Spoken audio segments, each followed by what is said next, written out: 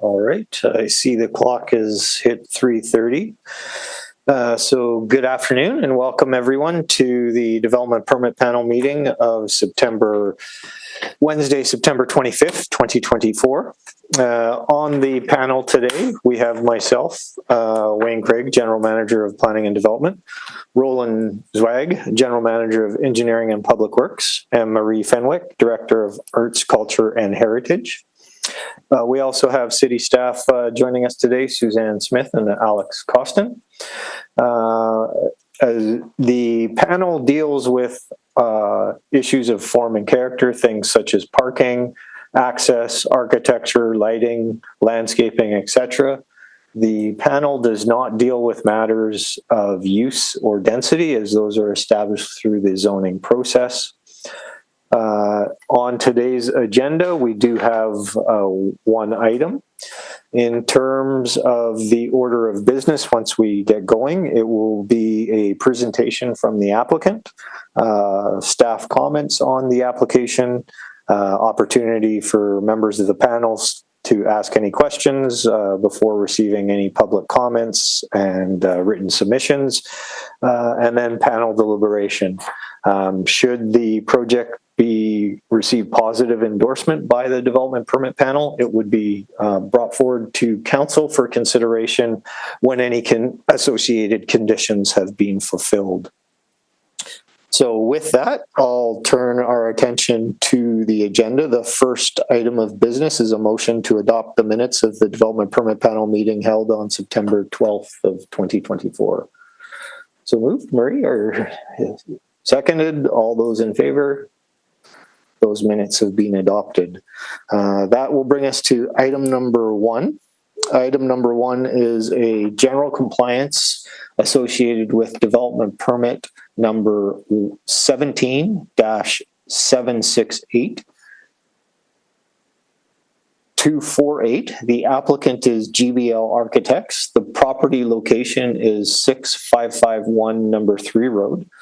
The general compliance is associated with changes to the previously approved development permit to incorporate voluntary artwork to screen above-grade parking and equipment, to introduce retail tenant storefront design guidelines for future tenant improvements, and to adjust surplus parking associated with the Phase 1 development permit. With that, I will turn it over to the applicant. Good afternoon, everyone. I'm Joey Stevens with GBL Architects.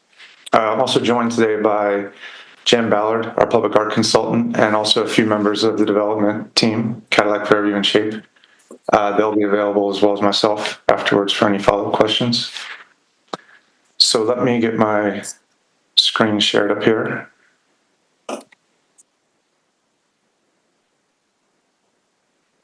Can everyone see it okay? Yes, thank you. Okay, great. And let's jump in.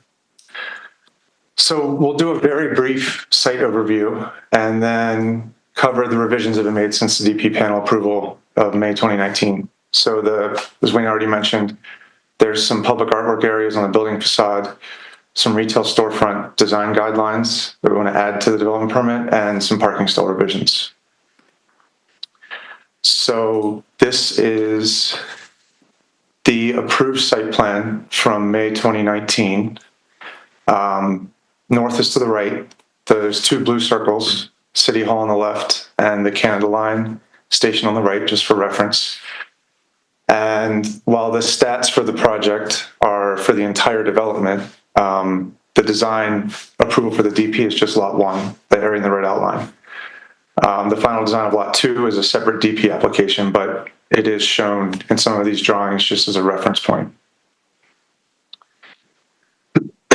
So this is a 3D diagram of Lot 1. There's 3 buildings. Building 1A is 4 towers. Building 1B is 3 towers. And Building 1C is a 2-story commercial building that connects to the existing mall. 160,000 square feet of commercial area, 79 affordable housing units in 1 tower, and 1,087 market units. So Lot 1 is everyone has probably noticed, is well into construction, and it's going to be completed in multiple phases. So this is an overlay on that site plan showing an aerial photo from this past May. So you can see Building 1C that's connected to the current mall it's nearing completion, and Building 1B that includes the affordable housing tower will be completed in the next month or two, is our current understanding. And then Building 1A will follow in 2025. So this is a aerial rendering. We showed a DP panel in 2019. You can see the City Hall parking lot kind of at the bottom right, just for reference. And then phase one is more in the foreground of this image. And this is that same view, just from this past May. You can see the parking garage next to City Hall on the right, Building 1B in the middle, and 1A on the left. So going back to the site plan to highlight the three revisions we'll now go into. There has been a decrease in parking. We'll cover that one last. There's some red lines on the plan here. Those are the retail storefronts on level 1, where we're proposing design guidelines to provide more variety in the storefronts and allows some interim art murals during the phased construction of the project. There's also some orange dots on the plan. Those are just there for reference. That's public artwork that has been approved. And then there's the blue and purple lines along Park Road here. And those are also public artwork that have gone through the same process but are on the building facade. So we'll start with those as they impact the building appearance and are the first item on the DP general compliance. So looking at Building 1A, this is the parkade screening on the Building 1A facade. So at the DP panel in 2019, there was conceptual placeholders shown here in advance of an artist being selected and the final artwork being approved. So this slide is showing the final artwork that's gone through that public art approval process. It consists of 3D fins that undulate and are meant to mimic the flow of the Fraser River. There's an elevation below that shows that artwork applied to the facade. It also illustrates that the dimensions and location of these screens is consistent with what was approved at the DP. And this is a rendering we presented to DP panel in 2019, and it shows just the conceptual placeholders for that artwork. This is the same rendering with that artwork updated. So now you can see that undulating Fraser River flow in the fins, and there's also some minor adjustments to the elevation just to go with that final artwork. The other piece of artwork is directly across from the parkade screen. It's another screen that shields the gas meters along Park Road that are part of the existing mall. So the artwork that was selected is shown at the top left of this. And then you can see, similar to the previous slide, there's an elevation and plan showing that the dimensions and location are consistent with what was in the development permit. And this is a rendering that was also shown back in 2019. You can see the conceptual mural on the left-hand side here, and you can also see that parkade screen that we just discussed on the right side. And then here's the updated render with both pieces of artwork now reflecting the approved art. So the mural on the left in the red square, and then the parkade screening. So we'll move on to the second item now, the retail storefront guidelines. So this slide is just illustrating all of the retail storefronts that these guidelines apply to. The plan on the right shows a red dash line for all of the retail storefronts at the ground level, and then all the elevations show the retail storefronts. The framing around those storefronts is all the same as what was approved in the DP. It's a combination of brick, a porcelain panel type product, and some metal panel. Those bays all remain the same. So the storefront guidelines would only apply to the white areas with the dashed red X's on them. So at the DP, these were all just typical storefront glazing. Same mullion color, same spacing, same canopies, very generic throughout all of the storefronts. So we've worked with city staff to develop guidelines that would allow for more variety in the storefronts by creating a kit of parts that would be part of the development permit. Most of the storefronts would still remain clear glazing, but the kit of parts includes options for mullions, solid panel, entry doors, canopies, lighting, signage, and they can be combined to create a wide range of storefront identities. So the options for each of these have been coordinated and limited, so there is some consistency that's maintained, but it still allows for some identity for each of the storefronts. So the renderings on the bottom here illustrate 3 of those combinations side by side. So you can see some variations in some of the mullion spacing, the canopies, and the colors. And they're all still within those same bays that are part of the original DP. The other part of the storefront guidelines are art murals that would be used to temporarily screen the storefronts. And this is just to provide a more active frontage during the phased construction. This slide illustrates the murals that Cadillac Fairview has worked with city staff and an artist on. And they would be porting essentially at the storefronts while construction completes and different tenants move into the spaces. And the intention is these would all be removed by the time the final occupancy occurs. And the last item we'll cover is the parking reduction. So again, this is a slide that we showed to DP panel back in May 2019. And you can see the total parking at the bottom. We have around 3,800 parking stalls. And this was anticipated for phase 1 and 2 combined. We knew we'd be losing stalls at some point, so we made sure we were well over the bylaw requirement. But it does include phase 2 counts, and that was just to illustrate what parking would be providing if phase 2 maximized the available FAR. So in this slide, it's just a table illustrating, there's 4 columns. The first column is the bylaw minimum. The second column is what we provided in the DP in May 2019. The third column is what we're proposing now. And then the fourth column is the one I'll just run through quickly, and that's what the change is. So the first row is the phase 1 market owner parking. That's decreased by 30 stalls. But you can see we're still well over the minimum bylaw requirement. In phase 1, we also have surplus residential and commercial stalls that were not needed for phase 1, but would ultimately be used in phase 2. So we took away 17 of the residential surplus and 15 of the commercial surplus. So that was 32 stalls total that were ultimately intended for phase 2. So in total, we lost the 30 market owner stalls plus the 32 surplus stalls for a total of 62 stalls in phase 1. So the reason I mentioned the phase 2 stats being part of this is because what we're also showing is phase 2 will ultimately add in 32 stalls to make up for that surplus change, which means what you're seeing in the overall stats for phase 1 and 2 combined is a loss of 30 stalls. So just to reformat that in the way it was originally presented to the DP panel, this is the updated slide. The changes are noted in pink. So ultimately, we've lost 30 stalls from the entire development. All 30 of those stalls are phase 1 residential market owner parking stalls. And that's, I think, where we end. Yes, that's the last slide. So thank you for your time. As I mentioned, we have the development team, the public art consultant. We're happy to answer any questions or clarify anything that we didn't get into well enough in the presentation.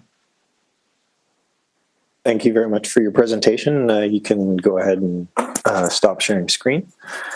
Roland, Marie, any questions of the applicant or staff? Or actually, before we get into that, any staff comments, Ms. Smith? Yes, through the chair. Just reiterating that while the initial public art that was secured as part of the original development permit has been secured. This is additional public art being used to, as part of this general compliance, to screen above grade parking and mechanical equipment. This also involves some minor facade changes as outlined by the applicant. Through this general compliance, it introduces retail storefront guidelines to guide future tenant improvements, as well as the interim construction hoarding design guidelines. And also noting that the parking reduction still meets the bylaw requirement outlined for the site. Those are my comments. Thank you very much, Marie. Roland, any questions for staff or the applicant? Just a couple of comments and a question. One, Jan, it's nice to sort of meet you in person. I've read many of your public art plans, and I don't think we've ever had an opportunity to meet. And some of the permanent public art, as you probably know, has been installed recently, so it was nice to see that go in. I was really pleased to see that you used someone from our mural roster for the hoarding, and I think that's going to look really fantastic.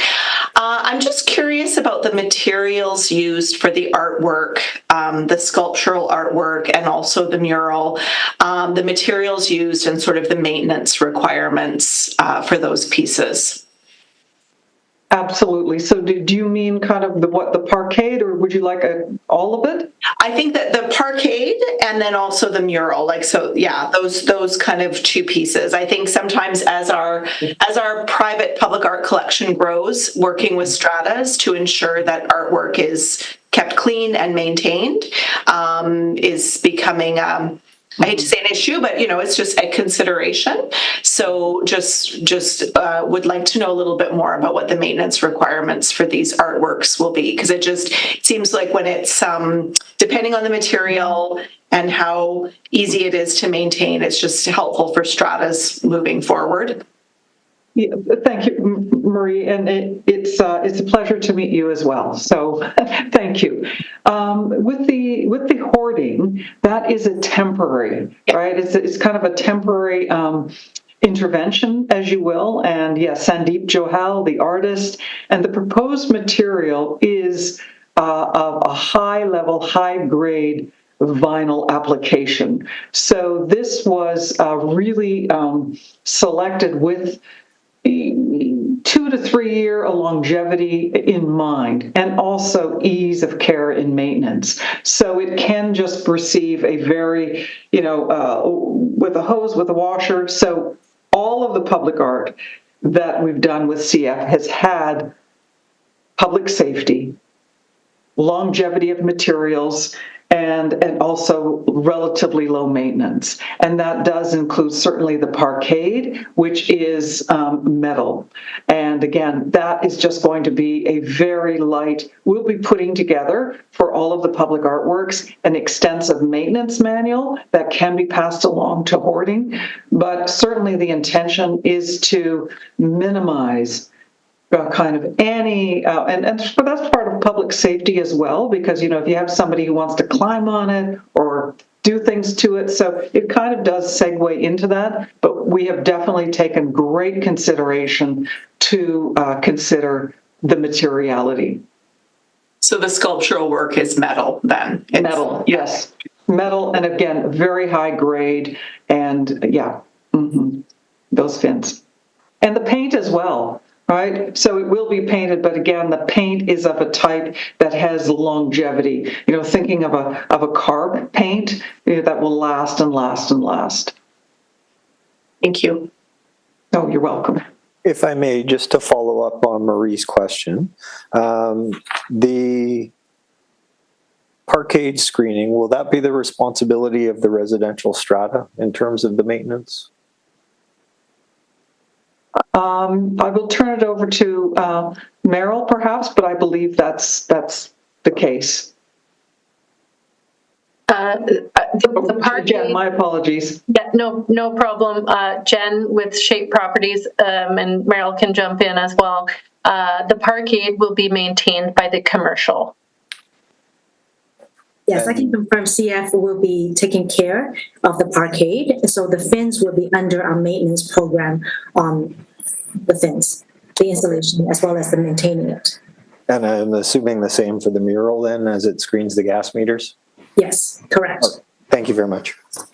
And I just wanted to add that the maintenance manual will be covered. It will be extensive, not just how are you going to look after the artwork, maintain the artwork, short term, long term, but also it will have an itemized list of materials that if you ever did have to do a paint touch up, it's in that very detailed maintenance manual. Thank you. Roland, any questions on your end? Yeah, thank you, Mr. Chair. Similar question with respect to the artwork, the at-grade piece with the fish eyes.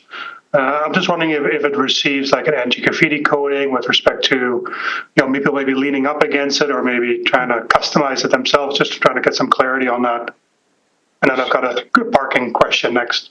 Oh, yeah, no, absolutely. And the mural, that's by Musqueam artist Kelly Canal, so local artist. And so, yes, it will indeed have a graffiti coating.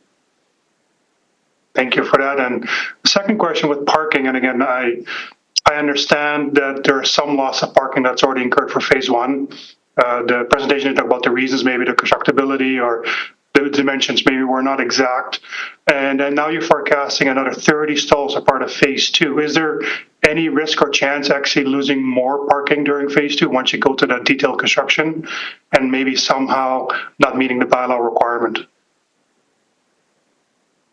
Well, I mean, the honest answer is that there is definitely a risk. It happened in phase one, so it'd be crazy to think it wouldn't happen in phase two. The thing with phase two is what the parking numbers are based on was a very kind of generic baseline development. We didn't really get into intricate details. So what will happen with the phase two DP that we aren't directly involved in, but we've been in communication with Shape and Cadillac Fairview with how they're proceeding with that.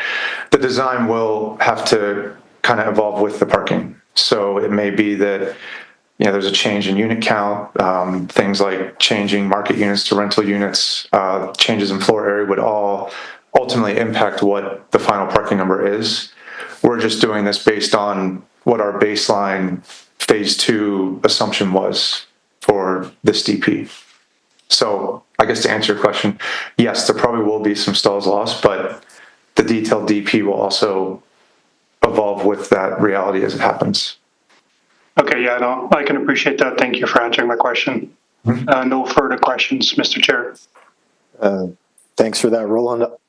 I'd just add, unfortunately or fortunately, in terms of resident parking, the recent provincial housing bills will also remove that requirement completely. So I'm sure there will be ample parking as part of the phase two development permit. I do have a couple questions. Some of them are perhaps yes and no, some of them perhaps a little bit more detail. I'll start with the retail storefront design guidelines. And specifically, I'm wondering about the continuous weather protection along those retail frontages. So there was reference to multiple different awning options. I'm just wondering, in terms of all of those options, do they provide a relatively continuous awning coverage along that pedestrian thoroughfare? Yeah, I can answer that, Meryl, if you do want to jump in. I know CF has also done a lot of this with all of the retail that they do. They were heavily involved in the creation of these guidelines based on their retail experience. But there's 3 canopy options, I believe. And those 3 options are, there's a glass canopy, one that's more solid, and then a fabric awning type canopy that all would have the same dimensions as what kind of the generic canopies were in the DP. So there aren't many options, and none of them deviate really from what a standard canopy condition would be. Thank you. In terms of the changes to parking, no impacts to bicycle parking with these changes? No. I'm also assuming there was no changes to the TDM packages that were provided as part of the original development permit. No. And perhaps, and I'm not sure if someone from the applicant team or the staff team can just remind us of some of the TDM measures that were secured through the original development permit, transit passes and things of that nature, just for information purposes. I can probably speak to that. For the transit passes for the affordable housing tower, we need to provide a 2-zone pass for every single unit for 2 years. And for the condo, we need to provide a 2-zone pass for 1 year for 25% of the units. So we have agreements secured with TransLink for that. We also have to provide 3 car share vehicles. There are secured car share spaces on site at the mobility hub. They're all electrified.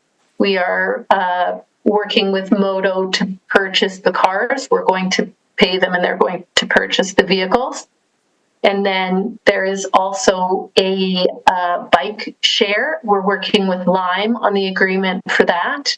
And there is a $30,000 contribution that will go towards the affordable housing for prepaid trips on Lime. Thank you very much. And I believe those are, yeah. Appreciate all those initiatives and their impact on helping us with our modal split, given how transit oriented this site is.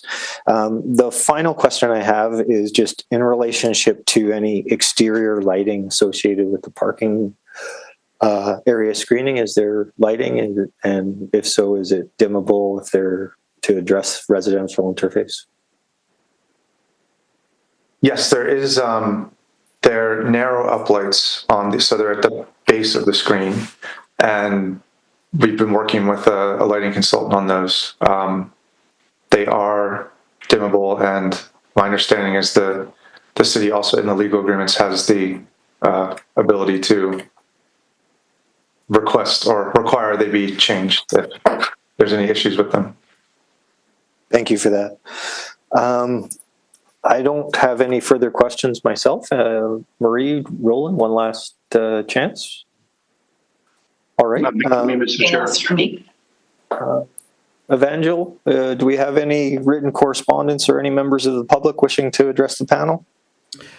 Thank you, Mr. Chair. No correspondence or nobody in the audience. Okay. Thank you very much. I'm quite happy to kick off panel deliberation. I'm very happy with the inclusion of the public art. I think it's a wonderful response to some challenging design conditions. I also appreciate the effort that's being put into coming up with the retail storefront design guidelines and the temporary construction hoarding. So from my perspective, this is easily supportable from my behalf.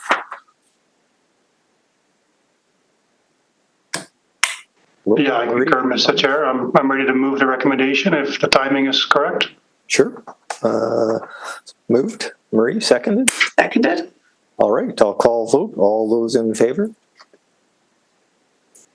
Sorry. I was just thinking I look at the development every day out my window, so I'm looking forward to seeing it, all these new elements in place. So yeah, thank you.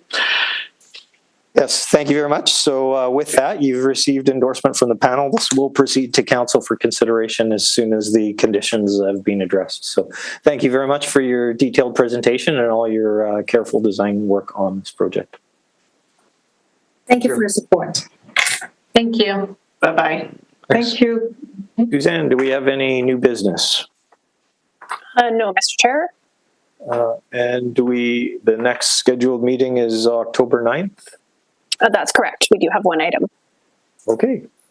With that, I'll call for a motion to adjourn. Adjourn. All right. We are adjourned. Thank you very much. All right.